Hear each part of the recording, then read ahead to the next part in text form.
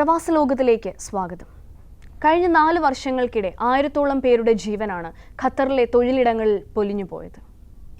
2020 FIFA world കപ്പിലേക്ക് രാജ്യത്തെ ഒരുക്കുന്ന തിരക്കിലാണ് ഖത്തറിലെ ഭരണാധികാരികൾ. ഇതിനിടെ പൊലിഞ്ഞു പോകുന്ന തൊഴിലാളികളുടെ ജീവനെക്കുറിച്ചും തൊഴിൽ സുരക്ഷാ ക്രമീകരണങ്ങളെക്കുറിച്ചും ഇവർ ഒന്നുകൂടി ഇരുത്തി ചിന്തിക്കണം എന്ന അഭ്യർത്ഥനയോടുകൂടി ഇന്നത്തെ പ്രവാസ ലോകം ഇവിടെ ആരംഭിക്കുകയാണ്. പ്രവാസ ലോകത്തിലേക്ക് എല്ലാ മാന്യ പ്രേക്ഷകർക്കും ഒരിക്കൽ കൂടി സ്വാഗതം.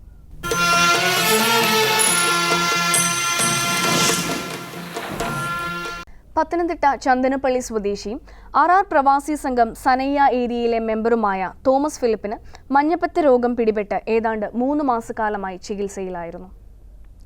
സനയ്യ തസ്ലിയ വർക്ക്ഷോപ്പിലെ ജോലിക്കാരനായ ഇദ്ദേഹം നാട്ടിൽ നിന്നും RRൽ വന്ന് 1.5 വർഷം മാത്രമായ സമയത്താണ് രോഗം ഇദ്ദേഹത്തെ തളർത്തുന്നത്.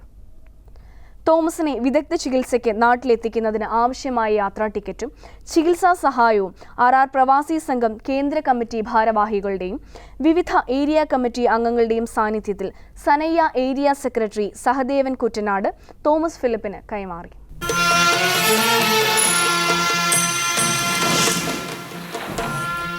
തൃശൂർ ജില്ലയിലെ കൊടുങ്ങല്ലൂർ സ്വദേശിയും കൊതിരിയ നോർത്ത് യൂണിറ്റിലെ മുൻ നവോദയ മെമ്പറും ആയിരുന്ന അഹമ്മദിന്റെ കുടുംബത്തെ സഹായിക്കുന്നതിനായി കൊതിരിയ കേന്ദ്രീകരിച്ച് ജനകീയ കമ്മിറ്റിക്ക് രൂപം നൽകി.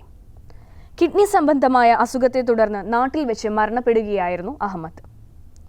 ഭാര്യ ഷമീറയും 14ഉം 12ഉം വയസ്സുള്ള 2 ആൺകുട്ടികളും അടങ്ങിയ കുടുംബത്തിന്റെ ഏക ആശ്രയമായിരുന്നു മരണപ്പെട്ട അഹമ്മദ്.